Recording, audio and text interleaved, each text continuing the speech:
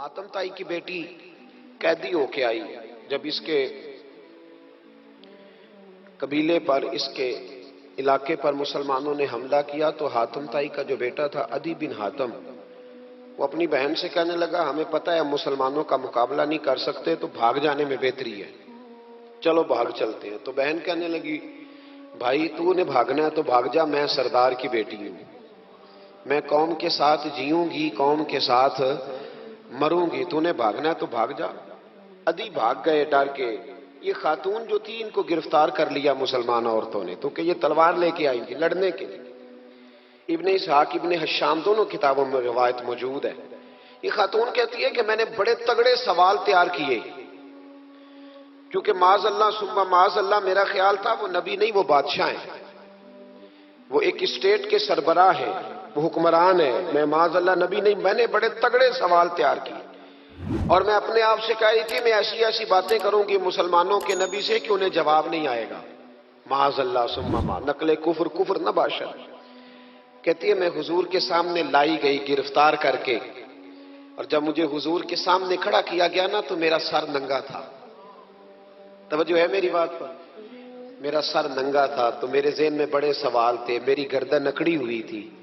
حضور نے میرا ننگا سر دیکھا تو محبوب ممبر سے اٹھے، اپنے کندھوں سے مدثر والی چادر اتاری اور حضور علیہ السلام نے حاتم تائی کی بیٹی کے سر پہ دے دی.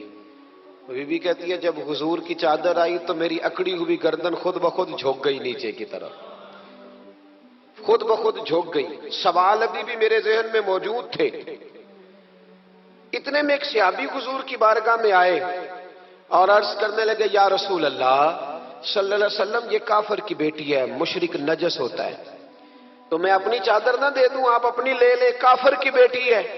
تو محبوب نے اس کی طرف جلال کی نظروں سے دیکھا، فرمایا خاموش ہو جا، بیٹیاں برابر ہوتی ہیں، تیاں سانجیاں ہوندیاں نے، بیٹیاں بولیے جی پکی بات ہے. بزرگ چپ کر جائیں، نوجوان بولے بیٹیاں. اللہ آپ کو خوش رکھے. تیاں سارے دیاں. ہاں اگر تو کسی کے گھر گندی نظر ڈالے گا تو تیرا گھر بچ نہیں سکتا، پکی بات. یہ نقد و نقد سودا ہے. جس نے اپنا گھر پاک رکھنا ہے وہ دوسروں کے گھروں کا محافظ بنے، پکی بات. بیٹیاں خبردار خبردار، کسی کی بچی کی عزت سے کھیلنے کی کوشش نہ کرنا، ورنہ اللہ تبارک و تعالیٰ بڑی سخت سزا دے. بچو.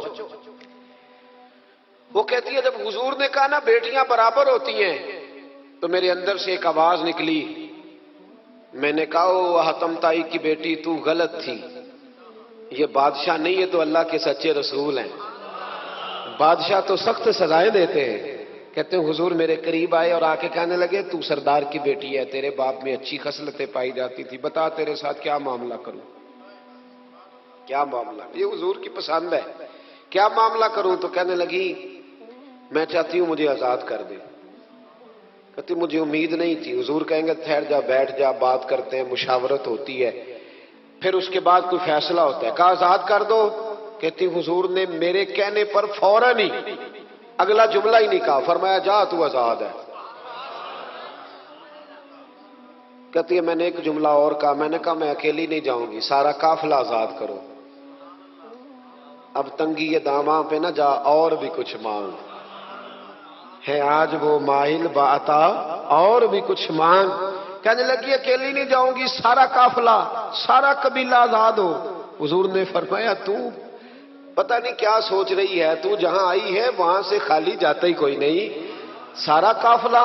حضور نے فرمایا بھی اس کے قبیلے کو کھانا بانا کھلاؤ اور سارے ہی آزاد کر دو. واپس گھر گئی تو اپنے باپ کو، اپنے بھائی کو بلایا، بلا کے کہنے لگی بھائی وہ بادشاہ نہیں وہ نبی ہے، بادشاہ نہیں وہ. اب تو جن کو فقیر ہونا چاہیے تھا وہ بھی بادشاہ بن گئے. بادشاہ سلامت. کہنے لگی میں دیکھ کے آئی ہوں، جو بادشاہ نہیں نبی ہے. تو عدی کہنے لگا میں عورتوں کی باتوں پہ یقین نہیں کرتا، میں خود جا کے دیکھوں گا. میں نے کہا غریبی میرے نبی کی پسند ہے. حضور نے اللہ سے غریبی مانگ کے لی ہے. کہا یا اللہ مجھے زیادہ پیسے نہ دینا، ایک وقت کی روٹی دینا. اور حضور فرماتے رب نے اختیار دیا ہے، اگر میں چاہوں تو خود پہاڑ سونے کا بن جائے اور میرے ساتھ چلا کرے، پر میں نے اللہ سے زیادہ دولت مانگی۔ او بھائی دولت بڑی پیاری ہوتی تو سب سے زیادہ میرے نبی کی تجوریوں میں ہوتی۔ حضور نے دولت بانٹی ضرور ہے، لیکن حضور نے اس سے پیار یاد رکھے۔ ہم تو پاگل ہو گئے پیسوں کے پیچھے بھاگ بھاگ، جو سڑک پہ ادھر جا رہا ہے وہ پیسے دینے جا رہا ہے، جو ادھر جا رہا ہے وہ لینے جا رہا ہے۔ پیسے کا ہی چکر ہے سارا، پیسے کا ہی چکر ہے۔ کہتے ہیں میں مدینے آیا تو میں نے نبی پاک علیہ السلام کو غلاموں کے ساتھ کچی زمین پہ بیٹھے دیکھا، اور غلام بھی کون؟ ایک طرف حضرت بلال حبشی بیٹھے اور دوسری جانب حضرت عمار بن یاسر بیٹھے۔ کہتے ہیں حضور بیچ بیٹھے، کھانا کھایا جا رہا ہے، اور حیران میں اس وقت ہوا جب اسی پلیٹ سے نبی پاک بھی کھا رہے ہیں اور بلال حبشی بھی کھا رہے ہیں ساتھ بیٹھ کے حضور نے۔ ادھی کہتے ہیں میرے دل پہ چوٹ لگی، میں نے کہا نہیں یار، یہ بادشاہ نہیں، یہ بادشاہ جو اس طرح غریبوں کے بیچ بیٹھ کے روٹی کھائے۔ ہمارے تو بادشاہ غریبوں کے حق میں تقریر کرتے ہیں نا۔ ویسے ان سے پوچھو کہ اس گاؤں سے ڈنگے کا کرایہ کتنا ہے، اور پھر ڈنگے سے لالے موسے کا کتنا ہے، ان کو کوئی پتہ نہیں۔ ان چودھریوں کو بچوں کو کھڑے کر کے پوچھو کبھی چنے کی دال کا بھاؤ کیا ہے، کدی آندھی ہوئے تو بتاؤ گے نا، ان کو کیا پتا؟ ان کے گھر میں تو آ جاتی ہے، اللہ جانے کہاں سے آتی ہے، ہم بدگمانی نہیں کرتے۔ لیکن حضور ایک پلیٹ میں کھانا کھا رہے۔ ادھی کہتا میں سمجھ گیا یہ بادشاہ نہیں۔ پھر میرے دل میں شیطان نے وسوسہ ڈالا، میں نے کہا مسجد کچیا ہو سکتا ہے، مکان بڑا پکا ہو، بنگلہ بڑا عالی شان ہو۔ حضور کی عادت مبارکہ تھی جب کوئی مہمان آتا تھا تو یا مسجد میں اصحاب صفہ کے ساتھ رکھتے تھے یا کسی صحابی کو دے دیتے تھے، وہ اپنے گھر لے جاتے تھے۔ ادھی کہتے ہیں میں نے جب سلام کلام کیا نا، دل میں خیال تھا کہ گھر بڑا عالی شان ہوگا، تو محبوب فرمانے لگے میرے دل میں خیال ہے۔ دیکھیے میرے نبی کو اللہ نے کتنا علم غیب عطا فرمایا ہے۔ کہتے ہیں میرے دل میں خیال ہے۔ مصطفیٰ کریم فرمانے لگے یار تو یہاں نہ بیٹھ، چل میں تجھے گھر لے چلتا ہوں۔ خیال آیا مسلمان نیک و بد پہچان جاتے ہیں، اور محمد آدمی کے دل کی باتیں جان جاتے ہیں صلی اللہ۔ ادی بن حاتم کہتے ہیں حضور مجھے لے کے چلے۔ جب نبی پاک گھر کی طرف لے کے چلے تو رستے میں ایک بوڑھی اماں مل گئی، پھٹے پرانے کپڑے، کہنے لگی یا رسول اللہ میں آپ کی طرف ہی جا رہی ہوں، ضروری کام ہے۔ تو حضور نے فرمایا چل تو جا رہی تھی، میں خود جو آ گیا ہوں۔ ادی کہتے ہیں چوک میں اس بوڑھی نے حضور کو کھڑا کر لیا۔ کبھی دیکھا آپ نے اپنا وزیر چوک میں کھڑا؟ آپ کو اسی ایم پی اے کدی نہیں دیکھا، وزیر تو دور رہ گیا۔ چوک میں کھڑا کر لیا نبی پاک صلی اللہ علیہ وسلم، اور وہ بی بی اپنے دکھڑے سنانے لگی۔ کہتے قربان جاؤں وہ دیر تک باتیں کرتی رہی اور نبی پاک سنتے رہے۔ ادھی کہتے ہیں میرے دل پہ دوسری چوٹ لگی، میں نے کہا جو اس طرح غریبی سے پیار کرے وہ بادشاہ نہیں، وہ اللہ کے سچے رسول ہیں۔ حضور مجھے گھر لے گئے، جناب سیدہ طیبہ طاہرہ حضرت عائشہ صدیقہ رضی اللہ تعالی عنہا کے حجرے میں، اور حضور جب اندر لے گئے تو ایک چٹائی پڑی ہے کھجور کی چھال کی، وہ بھی پھٹی ہے دو جگہ سے، ایک مٹکا، دو پیالے، ایک تکیہ جس میں کھجور کی چھال بھری ہوئی ہے۔ کہتے حضور مجھے لے گئے، میں نے محبوب کا وہ مکان جنت نشان، میں نے وہ مکان دیکھا جہاں حضرت جبریل حاضری دینے آیا کرتے، میں نے وہ مقام دیکھا جس کے دروازے پہ 70 ہزار فرشتے ڈیوٹی کرتے، میں نے وہ مکان دیکھا۔ کہتے میں حیران ہو گیا۔ حضور مجھے بٹھا کے گئے دوسرے کمرے میں، اور وہاں سے حضور سرکہ لائے، کھجورے لائے، تھوڑا سا کھانا لائے، کہتے میرے سامنے رکھا۔ اب میں نے اس کھانے کی سادگی کو بھی دیکھا، لگے جو مزدور شاہ ایسا، نہ دھن نہ دولت سربراہ ایسا، فلک نشیں کا زمین پہ گھر ہے، میرا پیغمبر عظیم تر ہے۔ کہتے ہیں حضور صلی اللہ علیہ وسلم نے کھانا دیا تو حضور کی وہ سادگی، ادھر دیکھیں، اس بندے میں سادگی نہیں نہ ہوتی، اس میں اپنائیت نہیں ہوتی۔ آپ کو سمجھ آئے تب بھی ٹھیک ہے، نہ آئے تب بھی ٹھیک ہے، پر میں آپ کو بڑی بات سمجھا رہا ہوں۔ جس میں سادگی نہیں ہوتی اس میں اپنائیت، وہ تو دیکھتا ہے کہ اس کے کپڑے اس قابل ہے کہ نہیں، میرے سینے سے لگ بھی سکتا ہے کہ نہیں، اس میں اپنائیت۔ جو لوگ سادے نہیں ہوتے ان کے زیادہ رشتے نہیں ہوتے، ان کا لوگوں سے زیادہ پیار، اس لیے کہ وہ تو انتظار کرتے ہیں، کہتے ہیں میرے نال دی جتی پائے گا تو میرے نال ٹرے گا۔ جو سادے ہوتے نا، سادے جو لوگ غریب پرور ہوتے، ان کے رشتے بڑے پیار، بڑا محبتیں، بڑی زمانہ ان سے بڑا وابستہ ہو جاتا ہے، اس لیے کہ وہ لوگوں کے قریب آ جاتا ہے، وہ نیچے اتر کر لوگوں سے ملتے گلتے، وہ یہ نہیں دیکھتے میرا قد کتنا بڑا ہے، وہ یہ دیکھتے ہیں یار سامنے والے کا پیار مجھ سے کتنا ہے۔ وہ نیچے اتر کر لوگوں سے کہتے ہیں نبی پاک علیہ الصلوۃ والسلام نے بڑا سادہ سا مجھے کھانا دیا، جب میں کھا چکا تو حضور فرمانے لگے سارا کچھ تو آپ نے دیکھ لیا، کیا پروگرام ہے، کب جانا ہے آپ نے؟ دیکھ لیا سارا کچھ، اگلا پروگرام بنائے۔ تو ادی کہتے ہیں میں دور بیٹھا تھا، میں اٹھ کے قریب آ گیا، میں نے کہا محبوبہ اب کہاں جانا ہے، مجھے کلمہ پڑھائے، میں مسلمان ہونا چاہتا ہوں۔ یہ غریبی حضور کی پسند ہے، تھوڑے پہ گزارا کرنا سیکھو۔ پتہ ہے دنیا میں سب سے زیادہ سکھی کون بندہ ہے؟ وہ بندہ سکھی ہے جسے اللہ نے جو دیا ہے نا وہ اس پہ راضی ہو گیا ہے۔ کیسر نے سوال کرنے شروع کیے جناب ابو سفیان سے، پہلے پوچھا آپ کون ہے؟ کہا میں سردار ہوں۔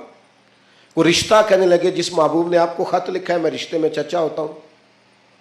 کہنے لگے بتائیے اس محبوب نے دعویٰ نبوت کیا ہے، ان کے خاندان میں ماضی قریب میں کسی اور نے بھی کیا ہے؟ کہا نہیں۔ کہا کوئی بادشاہ گزرا ہو ان کے خاندان میں قریب قریب کا؟ کوئی نہیں۔ کہا یہ بتائیے ان کے ماننے والے امیر ہیں کہ غریب؟ تو ابو سفیان کہنے لگا ماڑے ماڑے بندے، ماڑے ماڑے بندے۔ میں آپ مجھ سے ناراض نہ ہوئیے گا لیکن محفل میلاد میں بھی ماڑے ماڑے بندے آتے ہیں، سیاسی سماجی لوگ بھی آتے ہیں کسی سے ادھاری ٹوپی لے کے، ان کا خیال ہوتا ہے چلو میلاد کی محفل کی بھی قیادت جلدی سے ہم لے لیں، جلوس بھی جلدی سے قبضہ کر لیں، کل کوئی لوگوں کے پاس بھی جانا ہے الیکشن کے دنوں میں۔ لیکن غریب لوگ، پر ہمارا حال یہ ہوتا ہے کہ جس کو 35 سال ہو گئے فجر کی اذان پڑھتے وہ بیچارہ میلاد کی محفل کی بھی صدارت نہیں کر سکتا، وہاں بھی جن کے ہاتھوں میں نوٹوں کی دتیاں اچھی ہوں ان کی سیٹیں اگلی ہوتی ہیں۔ یہ ذوق ٹھیک نہیں، یہ اس محفل کے وقار کے حق میں نہیں، یہ بات، یہ بڑی بلند و بالا محفل ہے، اس کا معیار اور ہونا چاہیے۔ پوچھا سردار نے ابو سفیان بتائیے ماننے والے کون ہیں؟ کہ غریب غریب۔ فرمایا یہ بتاؤ تمہاری کبھی ان سے جنگ بھی ہوئی ہے؟ کہا ہوئی ہے۔ کہا نتیجہ کیا نکلا؟ کہا کبھی ہم فتح یاب ہوئے کبھی وہ۔ کہنے لگا اچھا یہ بتائیں ان کے ماننے والے گھٹ رہے ہیں بڑھ رہے ہیں؟ ابو سفیان کہنے لگا جی بڑھ تو روز بروز رہے ہیں اور نتیجہ خیز ہو رہی ہے دعوت۔ اس نے کہا اچھا یہ بتائیں جنہوں نے دعویٰ نبوت کیا ہے کیا کبھی انہوں نے جھوٹ بھی بولا ہے؟ ابو سفیان کہتے ہیں کہ میں ایک منٹ کے لیے سوچ میں مخالف تھا نا، مخالف رائے دے رہا تھا، لیکن میرے دل کے اندر سے آواز آئی معاذ اللہ میں انہیں جادوگر کہوں، شاعر کہوں، شاعر کہوں تو شاید کوئی شخص میری بات پر توجہ دے، پر نبی پاک نے جھوٹ بولا یہ تو مانے گا ہی کوئی نہیں۔ کہتے ہیں میں نے کہا بات بالکل سچی کرنی ہے، وہ میرے سامنے پیدا ہوئے، سامنے جوان ہوئے، سامنے ان کے بال سفید ہوئے، پر اس محبوب کی زبان سے جو بھی نکلتا ہے حق اور سچ ہی نکلتا ہے۔ میں کیسے آپ کو یہ بات عرض کروں کہ بغیر وجہ کے لوگ جھوٹ بولتے ہیں، ان کا کوئی فائدہ نہیں، کوئی دنیاوی نفع بھی نہیں، جان بوجھ کے ڈینگے مارتے ہیں، بڑھ کے کوئی لینا دینا ہی نہیں، بلا وجہ جھوٹ یہ انسان کے کردار کو داغدار کر دیتا ہے۔ دنیا کے کسی بڑے تاجر پر ہاتھ رکھیے، بڑے سے بڑے بزنس مین پر، اس سے پوچھئے کہ تمہاری بزنس میں کامیابی کی وجہ کیا بنی؟ انویسٹمنٹ زیادہ کی تھی، پڑھے لکھے زیادہ تھے؟ تو آپ کو ہر بزنس مین کہے گا صرف اللہ نے میرا مارکیٹ میں اعتبار بنا دیا تھا۔ جس کا اعتبار مارکیٹ میں اچھا ہوتا ہے لوگ کہتے ہیں بندہ ٹھیک ہے، سچ بولتا ہے، اس کا کاروبار چلتا ہے۔ کبھی جھوٹ اور بددیانتی اور فریب سے بھی قومیں آگے بڑھی۔ ابو سفیان کہتے ہیں مجھ سے پوچھا، ایک سوال یہ بھی تھا ان سوالوں میں کہ خاندان کیسا ہے؟ تو میں نے کہا خاندان تو قریشی اور ہاشمی ہے، اعلیٰ خاندان محبوب کا۔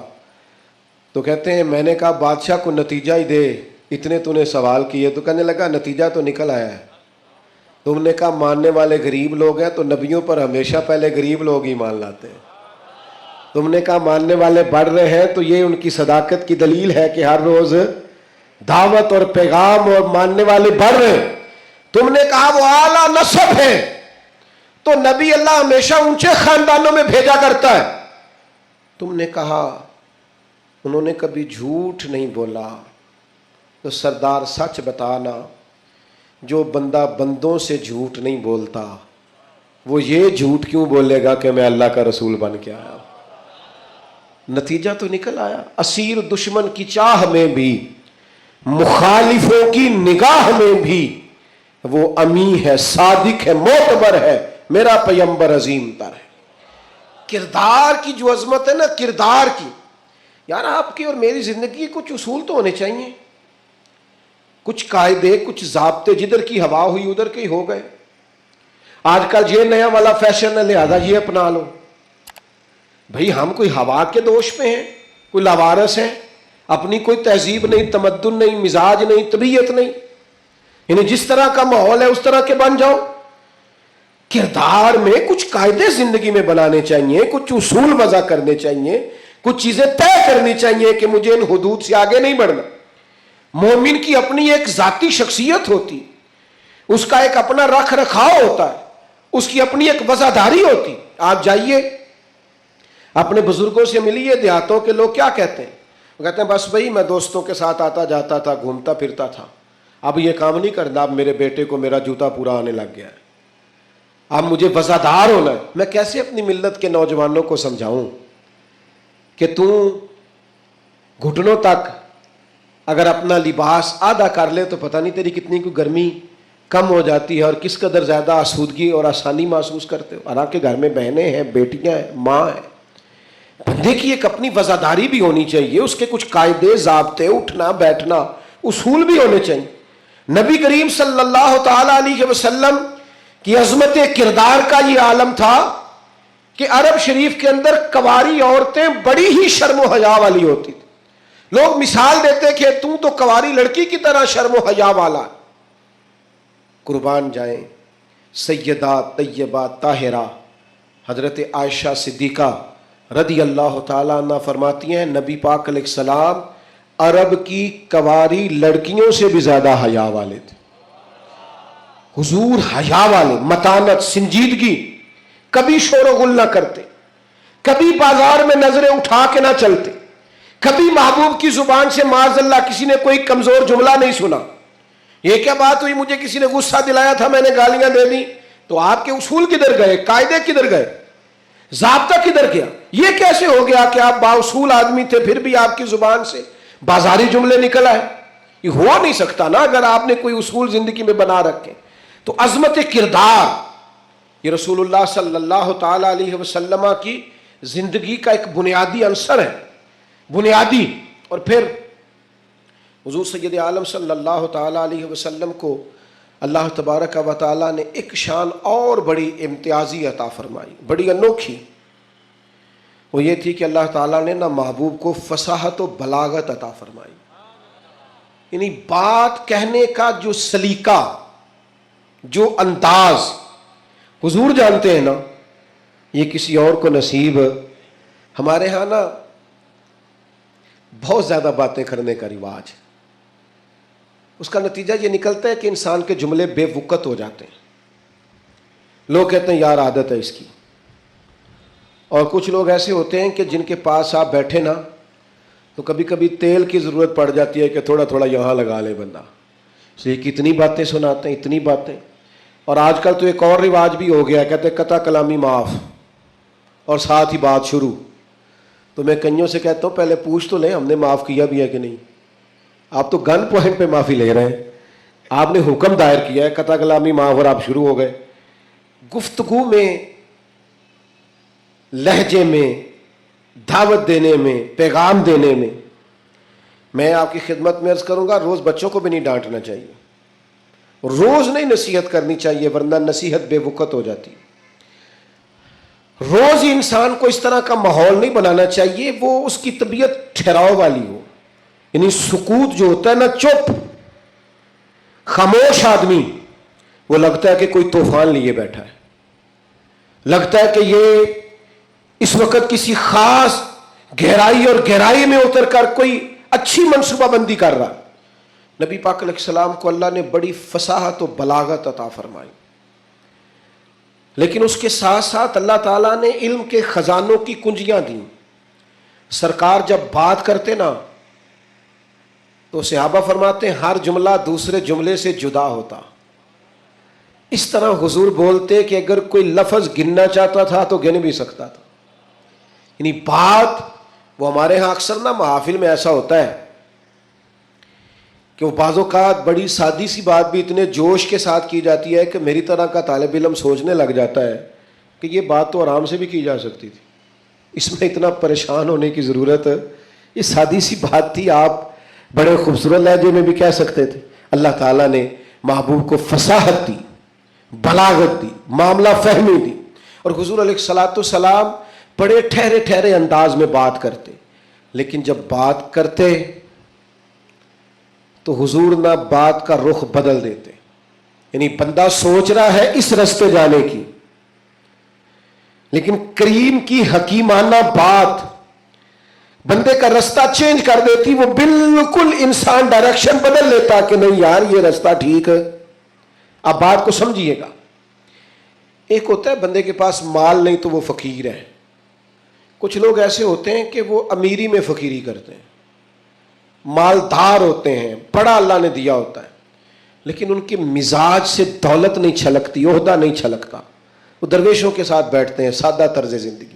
یہ بھی نبی پاک علیہ السلام کا خاصہ ہے، حضور کی نبوت کی دلیل ہے کہ نبی پاک نے فقیرانہ زندگی کو اختیار کیا۔ آپ ذرا انداز دیکھیے، حضرت عمر رضی اللہ تعالیٰ عنہ کہتے ہیں میں ملنے کے لیے پہنچا تو موٹے بانگ کی چارپائی، حضور اس پر آرام فرمائے۔ فرماتے ہیں جب میں گیا تو سرکار اٹھ کے بیٹھے، اور جب حضور اٹھے نا تو آپ کی کمر مبارک سے نا ذرا کپڑا ہٹا۔ وہ جنہوں نے پرانی موٹے بان کی چارپائیاں دیکھی نا، منجدی منجی جنہوں کہی دس، تو وہ کبھی اٹھتے تھے نا سو کے تو کمر پر نشان چھوڑتی تھی۔ حضرت عمر رضی اللہ تعالیٰ عنہ اپنے مزاج کے لحاظ سے دلیر آدمی تھے، لیکن جناب فاروق اعظم رضی اللہ تعالیٰ عنہ نے محبوب کو اس حال میں اٹھتے دیکھا تو آنکھوں میں آنسو آ گئے، اور حضرت عمر نے نا ایک فکر بیان کی، ایک ڈائریکشن بیان کی، اپنی سوچ عرض کی حضور کی بارگاہ میں، عرض کی یا رسول اللہ صلی اللہ تعالی علیہ وسلم،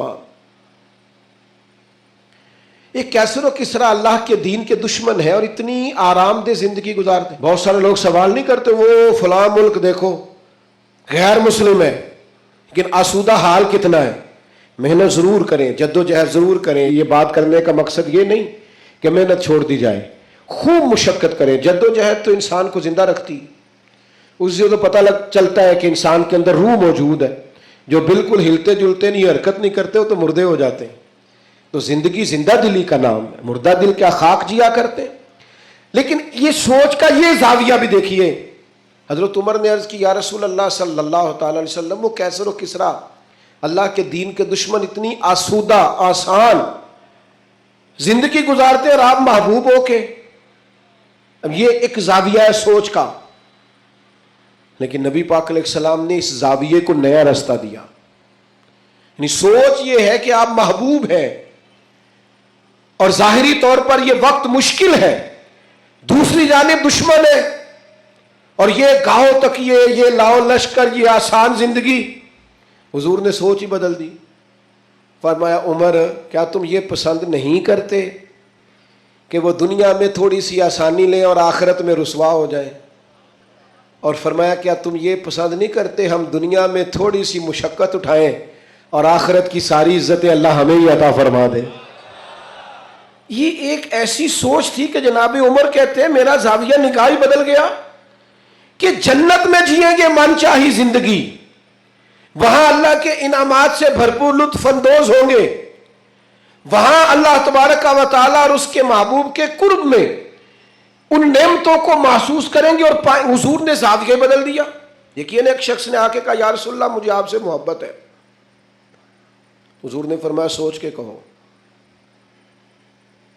یہ ویسے ہم سے نہیں آج کوئی بھی کہہ سکتا، سوال ہی نہیں پیدا ہوتا۔ میں عاشق کے رسول ہوں تو کوئی بندہ کہے سوچ لے اچھی طرح، کہنے تو نے یہ کیسے بات کر دی، میرے سے بڑا عاشق ملے گا نہیں ڈھونڈنے سے۔ کہا یا رسول اللہ آپ سے محبت ہے؟ تو فرمایا سوچ لو. یا رسول اللہ آپ سے محبت ہے؟ فرمایا پھر سوچ لو. 3 بار حضور نے کہا. اس نے کہا حضور مجھے ہے محبت. تو پھر نبی پاک نے فرمایا فقر کے لیے تیار ہو جاؤ، آزمائش کے لیے تیار ہو جاؤ.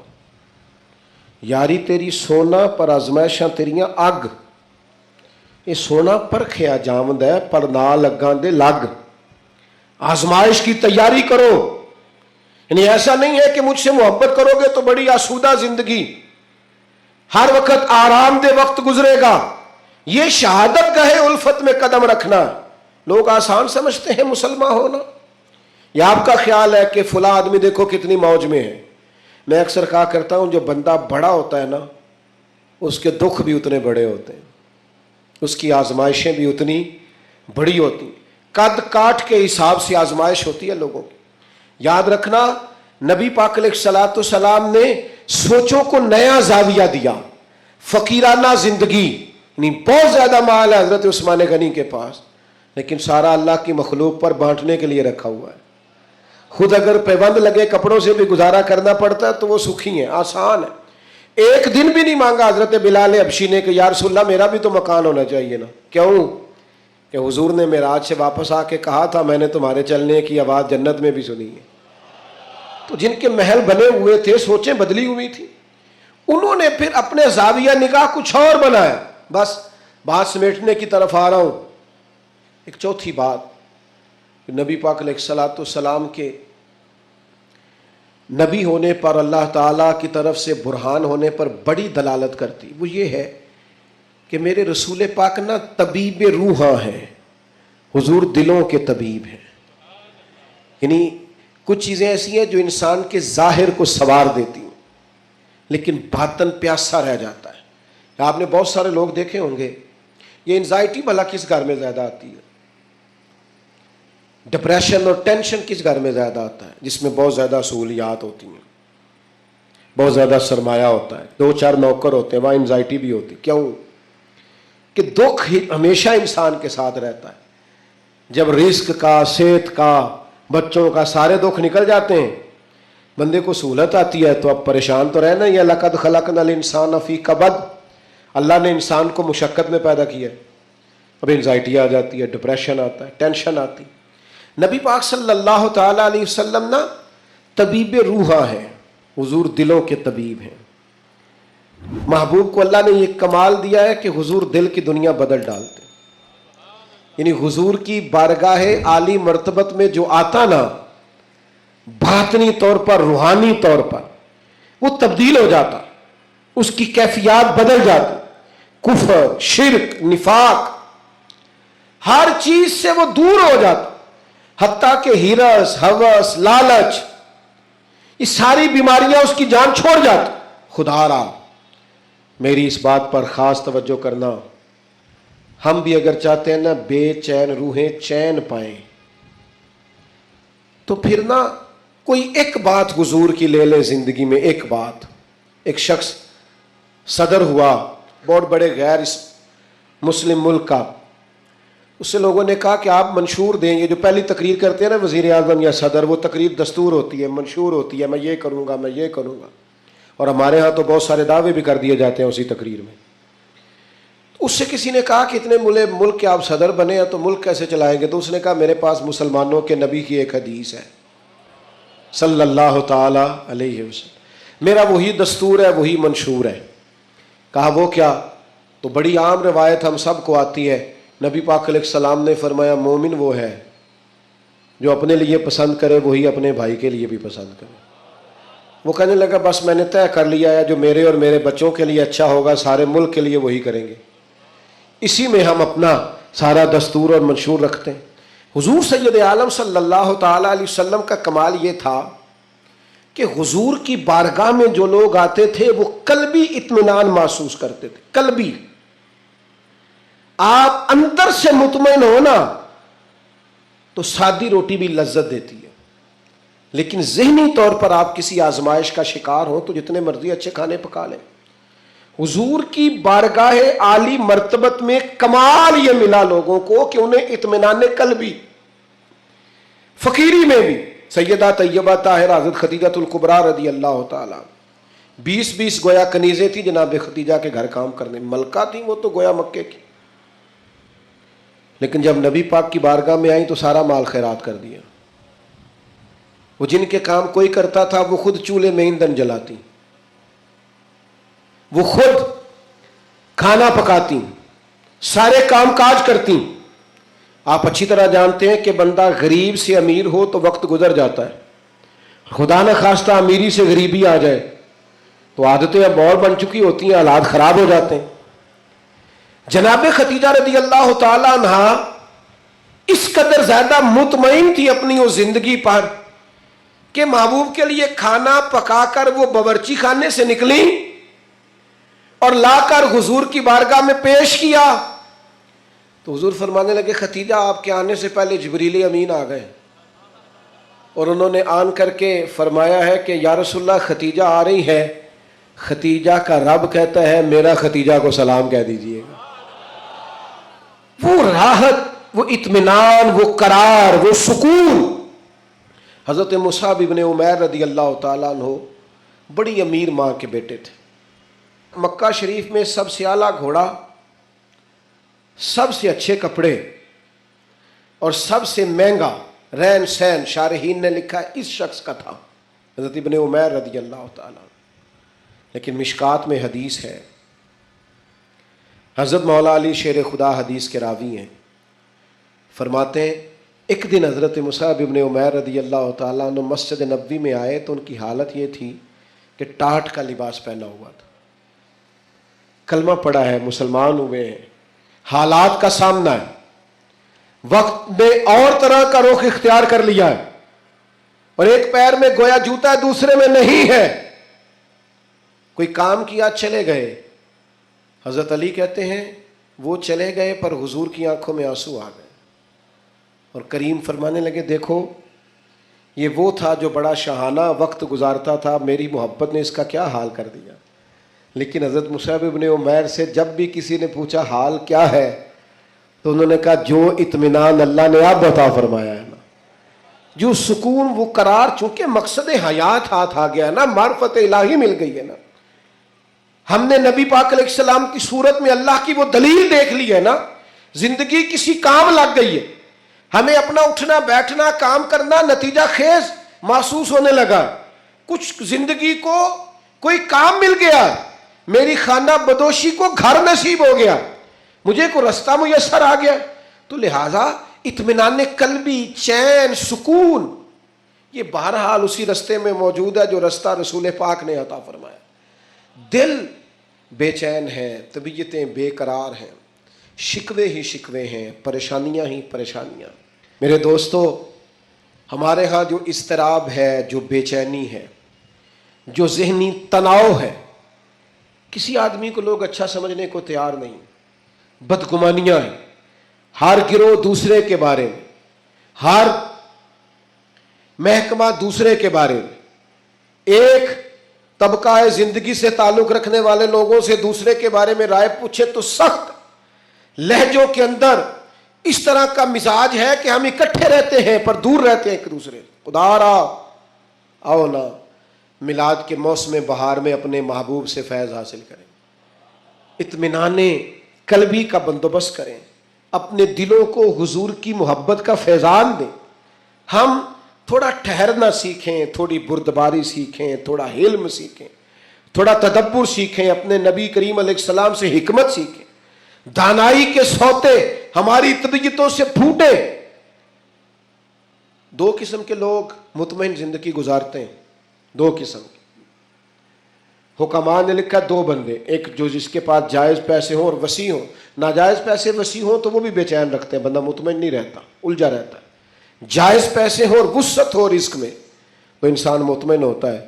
اور دوسرا، اگر اللہ کتاب و سنت کا علم عطا کر دینا، پھر طبیعت میں وہ ٹھہراؤ آتا ہے، وہ سکون آتا ہے۔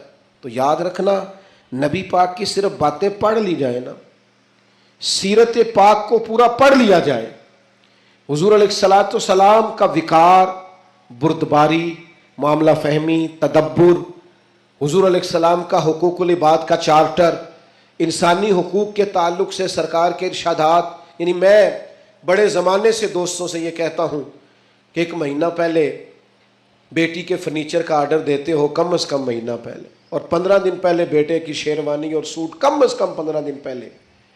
काश इन दोनों को तुम किसी ऐसी जगह भी ले जाओ जहां इन्हें मियां बीवी के हुकूक का दर्स भी मिले। अगर नौजवानों को पता हो कि 3 तलाकें इकट्ठी देने से तलाक हो जाती है, कबल इसके पता हो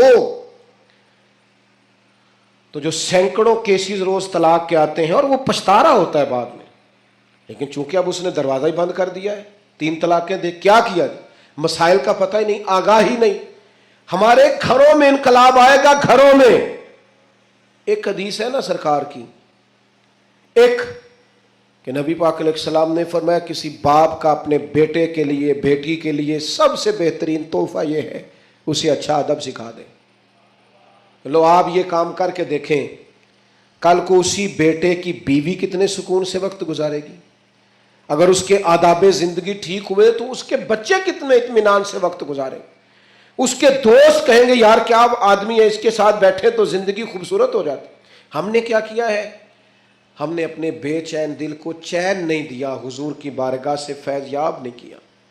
बेहिकमत और बेतरतीब जिंदगी, उलझे ख्यालात, टूटती बिखरती सोचें, वसवसों के गलबे हमने अपने ऊपर ओढ़ लिए हैं। मिलादुन नबी के इस मौसम बहार में वापस लौटिए और दरवाज़ा रसूल की तरफ रुजू कीजिए। रसूल फरमाने लगे, आयशा आपने बताया ना अल्लाह का मुझ पर बड़ा इनाम है, तो फिर मैं अपने रब का शुक्रगुजार बंदा ना बनूं?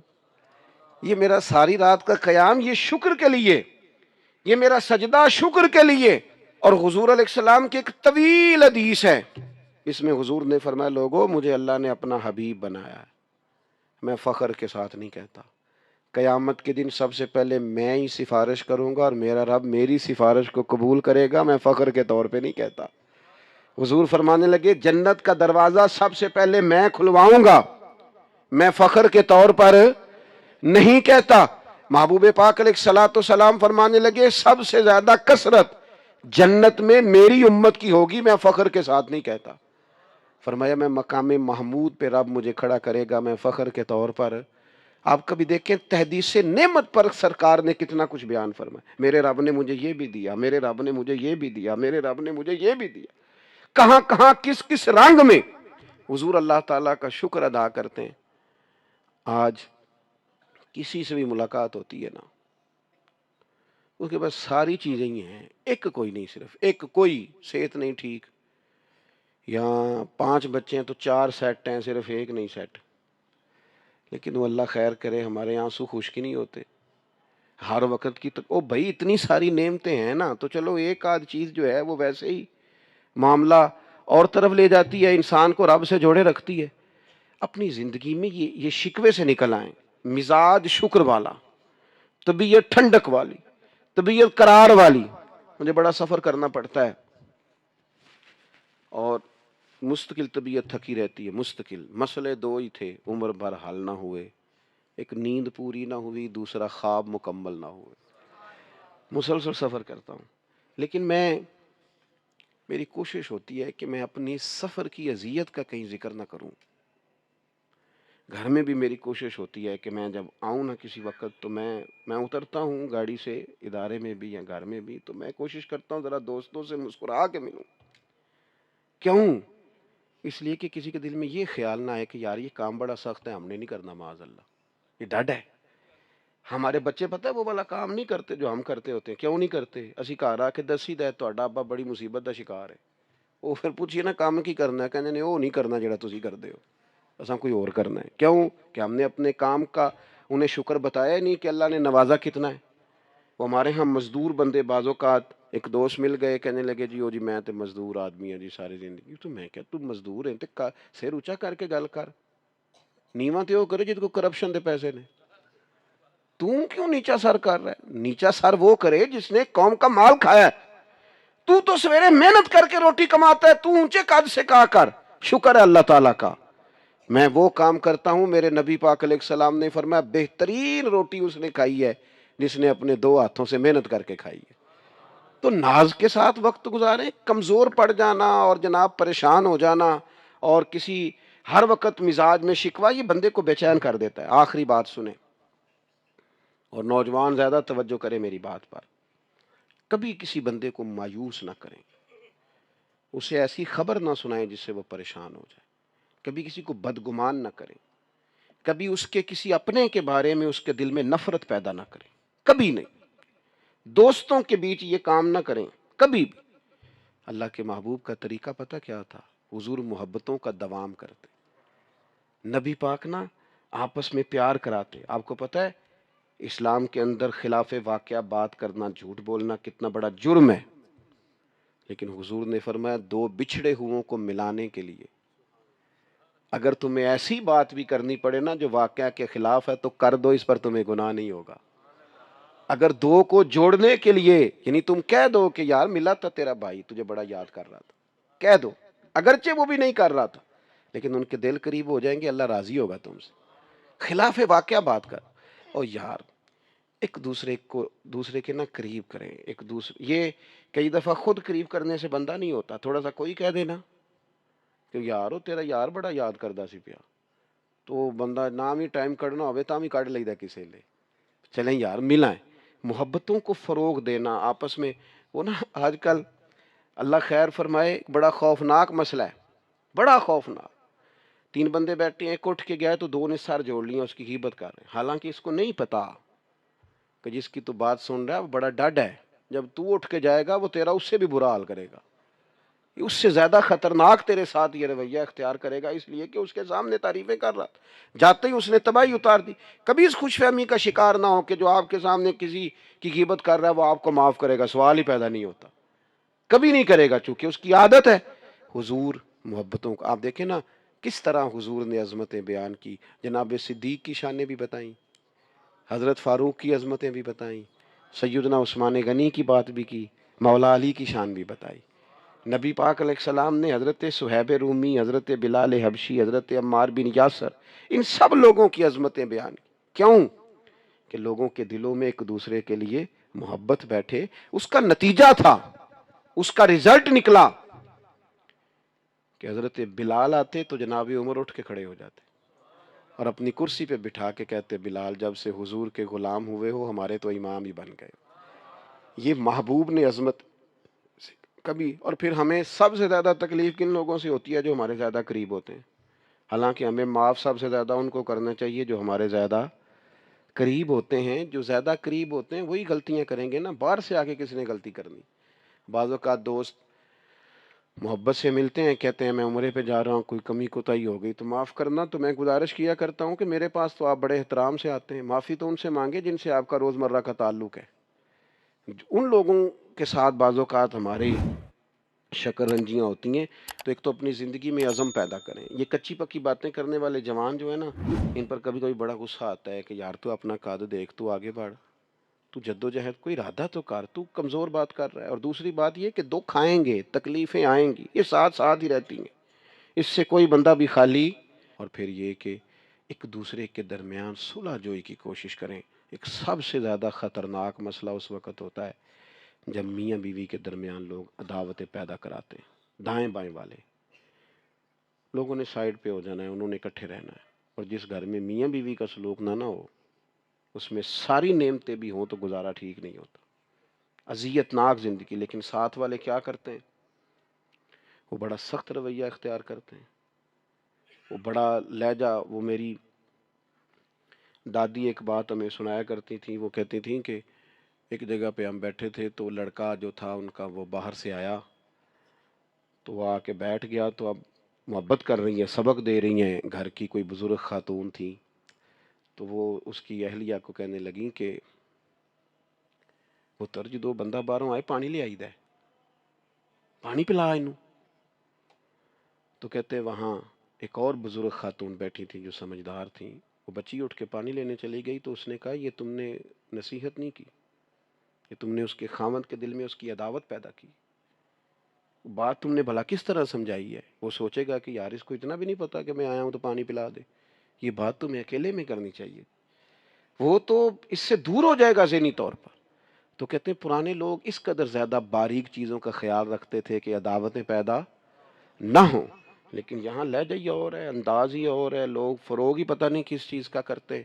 محبتوں کے فروغ کی کوشش کریں، دوستوں میں، گھر والوں میں، دائیں بائیں کوشش کریں لوگ جڑے رہیں، لوگوں کو توڑنے کی کوشش۔ اور یاد رکھنا، جو بندہ لوگوں کو توڑنے کی کوشش کرتا ہے نا، آخر میں خود اکیلا رہ جاتا ہے، وہ ٹوٹ جاتا ہے، تنہا رہ جاتا ہے، اس کا کوئی اپنا نہیں رہتا، کیونکہ اس کی کوشش ہی کچھ اور تھی، وہ کچھ اور کرنے نکلا تھا۔ وہ ایک شعر کسی شاعر نے کہا ہے، اور غزل ابھی تک مکمل نہیں ہو سکی، اس نے کہا تھا تمام عمر کے کانٹوں کی آبیاری پر عجیب شخص ہے گلشن کی بات کرتا ہے۔ کوئی دولت نہیں، کوئی خزانہ یاد آتا ہے، کوئی دولت نہیں، کوئی خزانہ یاد آتا ہے، ہمیں تو بس سہدی کا گھرانہ یاد آتا ہے، ہمیں تو بس سہدی کا گھرانہ یاد آتا ہے۔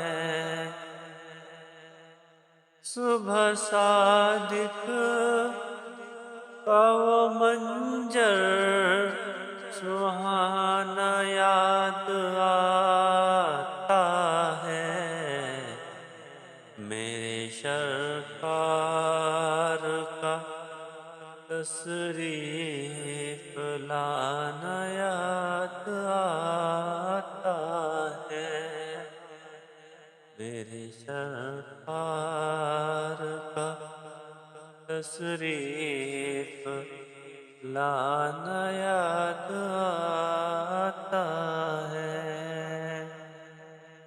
کٹایا سر لٹایا گھر، نبی کے دین کی خاطر، ہمیں ابن علی کا وہ زمانہ یاد آتا ہے۔ کوئی دولت نہیں، کوئی خزانہ یاد آتا ہے، ہمیں ہے تو بس سہدی کا گھرانہ یاد آتا ہے۔ غلط کام جہاں ہوتا ہو، غلط کام کو روکا جاتا ہے، اصل چیز کو بدل نہیں دیا جاتا۔ داتا صاحب محسن ہیں اس امت کے، اور ڈاکٹر اقبال نے کہا سید حجویر مخدوم امم۔ داتا صاحب تو وہ ہیں کہ امت ساری کے مخدوم ہیں، ساری امت کو ان کی خدمت کرنی چاہیے۔ داتا صاحب رحمۃ اللہ تعالیٰ علیہ کی کشف المحجوب آپ پڑھیں تو سطر سطر روشنی، جگہ جگہ آپ کے لیے خیر، تعلیمات۔ داتا صاحب نے دین کا کام کیا، ڈیوٹی کی۔ عرس شریف پہ تو میں بھی نہیں جا پاتا، رش بڑا ہوتا ہے، خرافات بھی بعض جگہ پہ بڑی ہوتی ہیں، بعض ایسے کام ہوتے ہیں جو قطعاً نہیں ہونے چاہیے، اور ان کی ہر فورم پہ مذمت ہونی چاہیے، پر ہمیں داتا صاحب کی حاضری تو نہیں نہ چھوڑنی چاہیے۔ ہمیں تو کوشش چلیں عرس سے پہلے یا عرس کے بعد، میری اپیل ہے ضرور جائیے گا، اور جا کے نا تو ضروری نہیں کہ آپ کوئی خاص دل کے اندر بات ہی لے کے جائیں۔ آپ داتا صاحب جا کر صرف اتنا کہیں کہ حضور آپ نے جو دین کی خدمت کی ہے، ہم تو اس خدمت پر آپ کو سلامی دینے آئے ہیں، ہم تو صرف سلام کرنے ہیں کہ آپ نے کمال نوکری کی دین کی۔ اپنے بزرگوں کے ساتھ اپنی عقیدت، اپنی ارادت، اپنی محبت، اپنا پیار مضبوط کریں، ان کے لیے اپنے دلوں کے اندر خیر کے جذبات ہمیشہ رکھیں۔ صحابہ کرام کے لیے، اہل بیت اطہار کے لیے، امام بخاری کے لیے، امام مسلم کے لیے، صوفیاء کے لیے، حضرت غوث پاک جیلانی کے لیے، خواجہ معین الدین اجمیری کے لیے، حضرت بہاؤالحق نقش بند بخاری کے لیے، حضرت سیدنا داتا علی اجمیری کے لیے، حضرت پیر سید مہر علی شاہ کے لیے، امام احمد رضا بریلوی کے لیے علیہم الرحمہ اچھے جذبات ہوں، اچھا ذہن ہو، اچھا گمان ہو، آپ کی طبیعت چاہے کہ آپ ان لوگوں کی تعلیمات پڑھیں، جو طرز حیات انہوں نے اختیار کیا اس طرز حیات پر ہم بھی عمل کریں، ہم بھی اپنی زندگی اسی طرح سنت اور شریعت کے مطابق گزاریں جو ان لوگوں کا نہج اور ان لوگوں کا طریقہ تھا۔ الترغیب و ترہیب میں نا ایک روایت موجود ہے، ایک تابعی بزرگ ہیں حضرت ابو ادریس خولانی رضی اللہ تعالیٰ، وہ کہتے ہیں میں دمشق کی جامع مسجد میں داخل ہوا تو میں نے دیکھا کہ ایک نوجوان بالکل کالی داڑھی لیکن بڑے خوبصورت چمکتے ہوئے دانت ان کے، لوگ ارد گرد کافی سارے بیٹھے تھے، مختلف مسائل پہ بات کر رہے تھے۔ جب لوگ الجھ جاتے نا اور کسی مسئلے میں ان سے کام آگے نہ بڑھ پاتا تو وہ پھر اس نوجوان کی طرف رجوع کرتے اور وہ جوان دو چار باتوں میں فوراً مسئلہ حل کر دیتے۔ کہتے میں نے ایک شخص سے پوچھا یہ کون ہے اتنی نورانی شخصیت؟ تو کہتے ہیں مجھ سے کہنے لگے آپ نہیں جانتے، یہ تو صحابی رسول حضرت معاذ ابن جبل رضی اللہ تعالیٰ، یہ تو نبی پاک صلی اللہ علیہ وسلم کے صحابی حضرت معاذ بن جبل ہیں۔ کہتے ہیں میری طبیعت نہ لگ گئی ان کے ساتھ، میرا ان کے ساتھ دل کا لگاؤ ہو گیا، محبت ہو گئی، شوق ہو گیا۔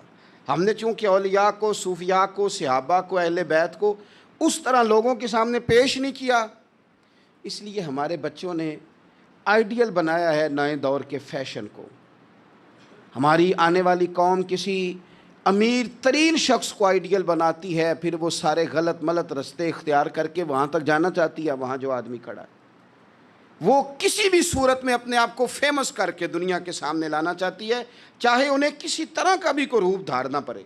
یاد رکھ لیں اور سمجھ لیں اس بات کو، اگر ہم ان لوگوں کی سیرت کو، سوانے کو اپنے گھروں تک لے آئیں تو آپ یقین کریں کہ ہماری نسل کے بچنے کا بہت بڑا یہ ذریعہ بن جائے۔